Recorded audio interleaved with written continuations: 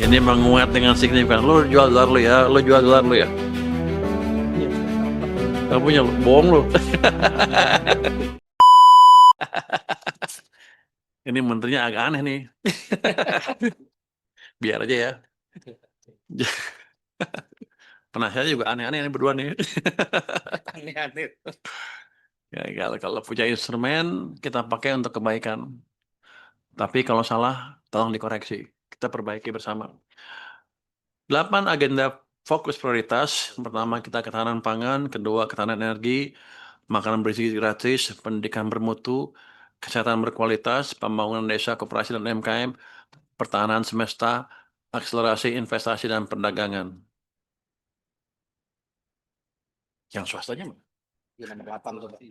Nanti di 8, yang, walaupun ini 1 titik, tapi ini akan besar sekali. Kenapa saya menghidupkannya itu? 10% ekonomi kita dikontribusikan oleh pemerintah. 90% swasta. Jadi saya berusaha mati-matian pun, kalau swastanya mati, cuma 10% yang jalan. Makanya saya yang 10% ini untuk menghidupkan yang 90% dengan menciptakan kondisi berbisnis yang baik, sehingga pemain domestik bagus, pemain nanti asing juga ikut masuk. Seperti misalnya di industri rokok, boleh ya? Rokok katanya nggak apa-apa ya rokok. Itu kan mereka bilang orang Indonesia harus berhenti merokok. Dibuatlah kebijakan menaikkan tarif ke level yang tinggi sekali. Tapi pada kenyataannya ya pada ngerokok aja, yang terjadi adalah barang-barang gelap yang masuk. Jadi saya bilang dari Cina, dari Vietnam, loh kalau gitu kebijakannya ngapain? Bukan mematikan, kita mematikan industri, tapi menghidupkan yang di luar. Oh, kalau gitu saya rugi lah. Saya nggak mau rugi.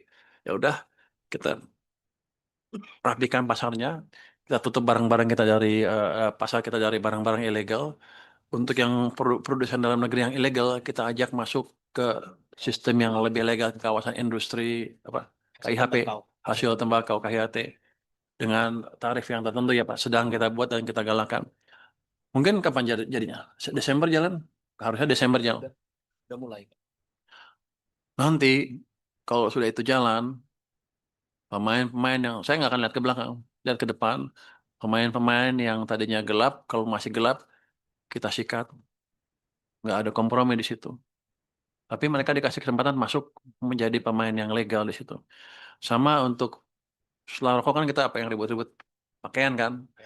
Oh pakaian gini gini, tapi kita diem aja. Saya pernah cerita tuh ikut mode apa fashion show, datang ke fashion show busana muslim bagus-bagus. Wah ini bagus-bagus. Tapi saya tanya ke di sebelah saya ada yang bisik, Pak, 99% dikuasai Cina. Ah, yang benar. Iya. Lah itu ngapain? Kan ya bagus. Ya nggak tahu, Pak. Pokoknya kita dikuasai. Saya waktu itu ketua LPS nggak bisa apa-apa. Waduh, gue bilang coba gitu. Jadi ikut acara itu pulang-pulang sedih. Bukannya bangga jadi sedih. Padahal kita jago. Jadi sekarang rupanya banyak barang-barang yang ilegal yang fresh itu semua. Kita akan tutup. Nanti pakaian-pakaian yang itu juga yang ilegal kita tutup semua. Saya minta teman saya, staf saya di Bea Cukai untuk bergerak lebih eh, keras lagi ke depan supaya industri domestik dan tekstil domestik bisa hidup. Ada saya baca tuh, saya juga monitor TikTok Bu, untuk ngelihat apa sih respon masyarakat. Rupanya banyak juga pedagang itu yang hidup dari situ ya, pedagang apa, thrifting. Marah-marah sama saya, katanya, oh ini salah, harus kasih harga gitu-gitu. Cuman gini, itu mereka mencari keuntungan jangka pendek aja. Dia untung, tapi industri mati. Kalau saya berubah aja jadi barang-barang dalam negeri aja dengan peraturan yang pas ya, dia bisa dagang itu nanti pelan-pelan, industri hidup dan nanti lapangan kerja lebih hidup, dia juga mungkin bisa usaha yang lain dengan ada yang beli. Karena daya beli masyarakat kita bagus ketika banyak kerjaan di mana-mana. Jadi langkah-langkah kita mungkin nanti jangka pendek, nanti sebentar lagi baja. Kita akan lihat baja. Siapa lagi? Sepatu. Kita akan lihat seperti itu. Yang jelas, kalau barangnya ilegal, kita akan tutup. Orang kan bilang, sepatu kan bisa dipakai bagus, murah lagi buat rakyat. Iya, tapi merusak industri kita secara keseluruhan negara kita kan. Saya bilang tadi, 90% domestic demand. Kalau kita buka semua untuk barang-barang produksi asing tadi yang ilegal, ya pasar kita dikuasai asing.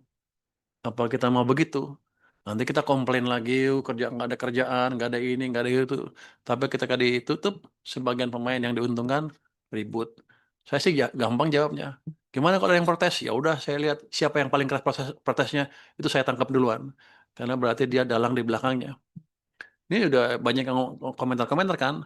Mereka harus hati-hati. Saya lihat satu-satu, nanti saya perintahkan orang bea cukai saya untuk memeriksa mereka satu-satu. Jadi jangan terlalu ribut. Kecuali saya punya bisnis pesaingnya, berarti saya punya apa urusan sendiri untuk keuntungan saya. Ini kan enggak kebijakannya untuk kebijakan nasional. Kalau tekstil kita mau hidup, kalau industri apa baju apa sih? Baju, Baju tekstil, tekstil udah. Baju apa? garment. Garment kita mau hidup, kita harus kuat buat domestic base yang kuat. Nanti kalau mereka makin kuat, daya saing mereka pasti makin bagus kan. Baru kita buka nyerang ke luar negeri, kira-kira begitu. Untuk jadi banyak ngomong nih. Karena banyak pengaruh TikTok, Bu, Mbak. Postur APBN 2026 ekspansif dan terukur dengan defisit 2,68% PDB. Belanja negara sebesar 3.842,7 triliun. Pendapatan negara 3.153,6 triliun. Defisit terkendali di 2,68% dari PDB. Jadi walaupun orang banyak ribut, saya jaga di sana. Pembiayaan kita prudent, inovatif, dan sustainable. Dengan standar apapun di dunia, kita masih dinilai pasti dengan menjalankan kebijakan fiskal yang berkesinambungan. Jadi APBN desain fleksibel agar adaptif dan responsif, meredam guncangan sambil kita optimalkan seluruh mesin ekonomi yang ada dan seluruh penyerapan APBN yang ada. Karena setiap rupiah yang kita anggarkan itu pada dasarnya sebagian utang. Mungkin sebagian besar utang, bukan sebagian besar utang. Ada komponen utangnya di situ. Kalau nggak dipakai, maka saya akan membayar bunga utang untuk uang yang nggak dipakai. Jadi desain APBD yang baik, desain APBN yang baik, desain di kementerian juga. Kalau nggak baik, nanti pertengahan tahun depan, saya akan assess. Sekarang kan akhir Oktober, ini pertengahan tahun depan, kami akan assess, ekstrapolasi sampai akhir tahun. Begitu nggak bisa belanjain, di pertengahan tahun sudah kami realokasi untuk program-program yang lebih cepat, lebih siap, dan lebih bermanfaat ke perekonomian kita. Ekonomi makro 2025-2026 dijaga stabil, pertumbuhan ekonomi 5,4. Ini asumsi APBN ya. Iya. Oh, 5,4, cuma 5,4. Supaya bisa lebih tinggi Oh, lagi. supaya lebih tinggi lagi. Dia penakut, Pak. Tapi kita harapkan lebih tinggi dari ini. Inflasi stabil 2,5%, suku bunga ini juga lebih rendah, mestinya 6,9%, nilai tukar 16.500. Ini ya, Sepatu. kalau ekonomi kita tumbuh dengan bagus, asing pasti masuk ke sini, investasi asing pasti masuk ke sini. Rupiah pasti akan menguat dengan signifikan. Jadi bapak-bapak, ibu-ibu jangan pegang dolar sekarang. Sekarang jual aja. Begitu ekonomi jalan, ini menguat dengan signifikan. Lo jual dolar lo ya, lo jual dolar lo ya. Nggak punya lo, bohong lo. Jadi harga minyak kita prediksi 70, lifting minyak di 610, lifting gas di 984. Mungkin itu bagian dari presentasi saya sedikit.